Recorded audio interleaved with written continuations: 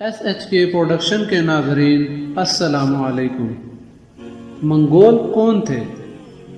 منگول قوم ایسے خانہ بدوش قبیلوں پر مشتمل تھی جو ماہر گھڑ سوار تھے اور جو مویشی پالنے کے علاوہ شکار اور تجارت کرنے سے بھی اپنا گزر بسر کرتے تھے۔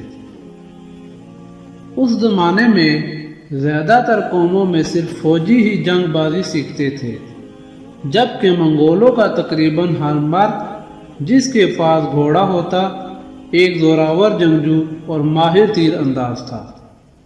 ہر قبیلے کا اپنا اپنا سردار ہوتا تھا جسے خان کا لقب دیا جاتا تھا۔ قبائلی ہر صورت میں اپنے سردار کے وفادار رہتے۔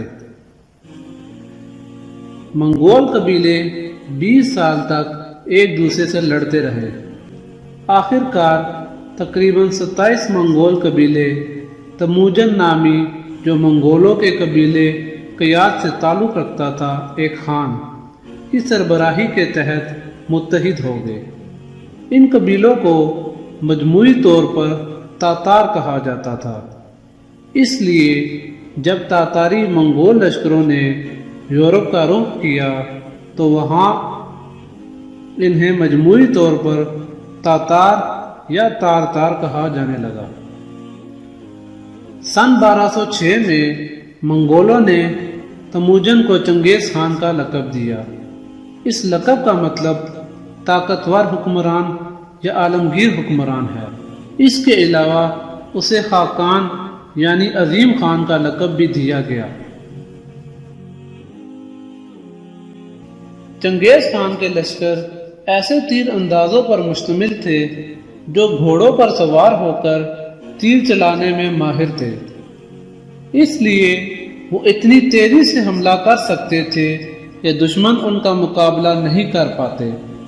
اکثر مختلف لشکر ایک ہی وقت میں مختلف علاقوں پر حملہ آور ہوتے، اس طرح میدان جنگ ہزاروں میل تک پھیلا ہوتا۔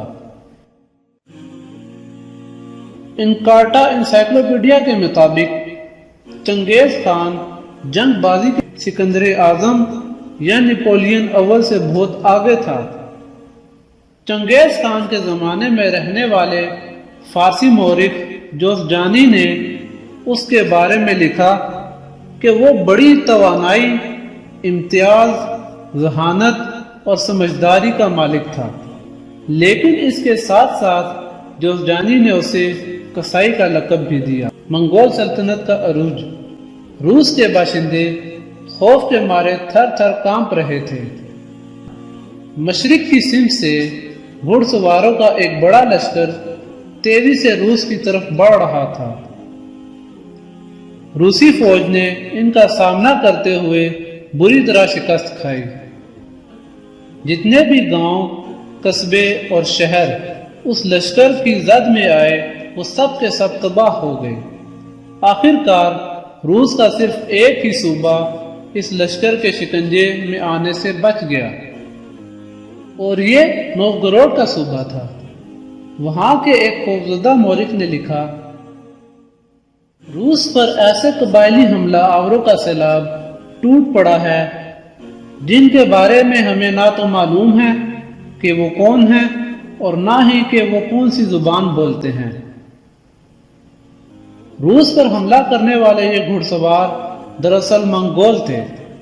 ان کا آبائی علاقہ وسطی اور شمال مشرق ایشیا میں واقع وہ میدانی علاقہ ہے جو آج تک منگولیا کہلاتا ہے۔ 13ویں صدی کے شروع میں منگولوں نے ایشیا سے یورپ تک ایک وسیع علاقے پر قبضہ جما لیا۔ محض 25 سال کے اندر ان کے قابو میں اتنا بڑا علاقہ آیا جتنا کہ روسی سلطنت 400 سال میں مغلوب نہیں کر پائی۔ جب منگول سلطنت اپنے عروج پر تھی تو اس نے کوریا سے ہنگری تک اور سائبیریا سے انڈیا تک راج کیا۔ انسانی تاریخ میں کسی اور سلطنت نے اس پیمانے کے متواتر علاقے پر حکمرانی نہیں کی۔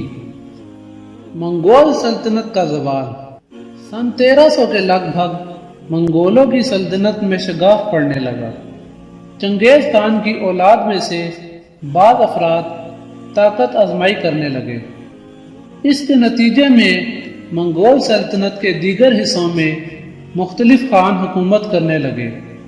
اس کے علاوہ منگول ان علاقوں کی تہذیبوں کو اپنانے لگے جن پر انہوں نے فتح حاصل کر لی تھی۔ چین میں بھی قبلائی خان یا قبلائی خان کی اولاد ایک دوسرے سے طاقت آزمائی کرنے کی وجہ سے اپنا اختیار کھونے لگی۔